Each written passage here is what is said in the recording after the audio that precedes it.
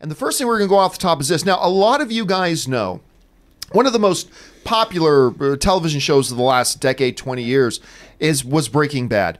And we've got a new Breaking Bad movie coming, El Camino, that's going to follow Jesse after the events of the series finale. It's going to be interesting to see where they go with that. Now, of course, this thing's going to be going to Netflix for a while, and then after it's been on Netflix for a little while, it'll then be on the AMC network, which is where Breaking Bad used to air. But apparently now, if those of you out there who are really into this show and now are looking forward to this movie and you want to see this on the big screen, well, you're going to have that opportunity.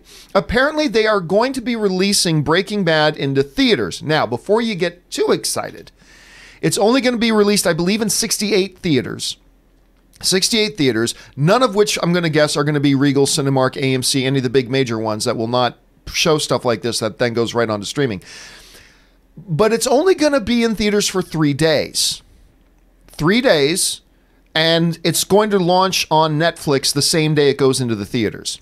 So if there are those of you out there who are really, really stoked about seeing something like this, you're going to have an opportunity if you live in one of those cities and if you don't want to just stay home and watch it on Netflix. I got to admit, I don't understand the strategy here. Like, here's what I do understand. You want to be an Oscar qualifier? Then you've got to put it out. One movie theater in New York, one movie theater in LA, where a paying audience gets to go see it, blah, blah. You're eligible.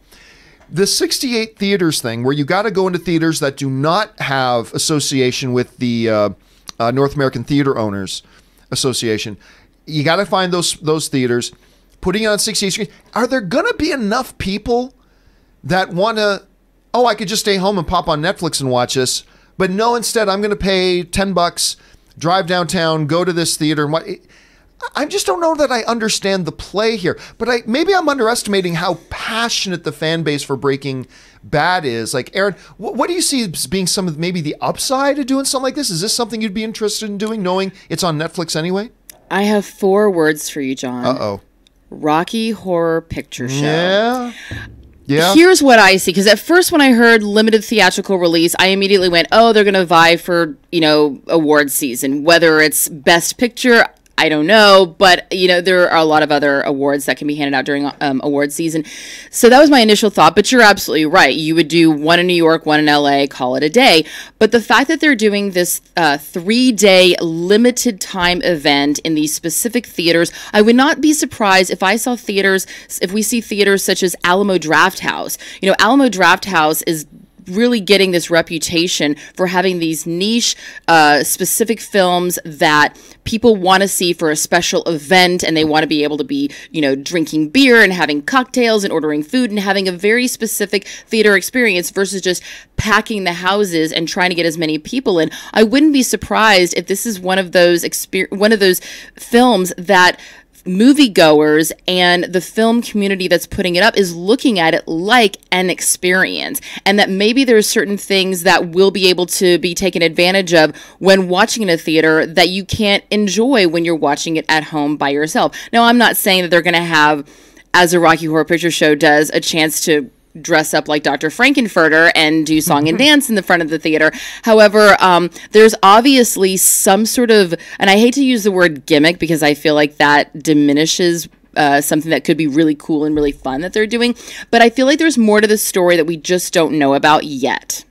What do you think about this, Chris? Would you be so inclined to run out to the theater to see El Camino, knowing it's just on at home on Netflix? Only if it's a musical. Only if they're like, there's some meth to the left, yeah, bitch to the right.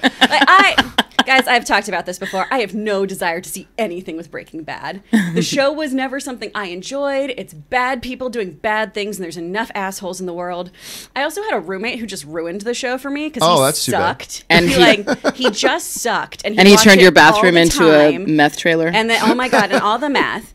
All the meth. I mean, and also, if you want to stay home and watch it and you are into Breaking Bad, you can go to Binging with Babish's page. You can learn how to make some candy meth. Not real meth, kids. Don't do that. But you can make some candy meth and sit at home and have a great time eating blue sugar. I wouldn't go to a movie theater. I wouldn't do it. But I also don't give any poops about this movie. I sort of feel that, look, I don't know why, off the top of my head, you would, if it's just available on Netflix right now, instead of going to the theater.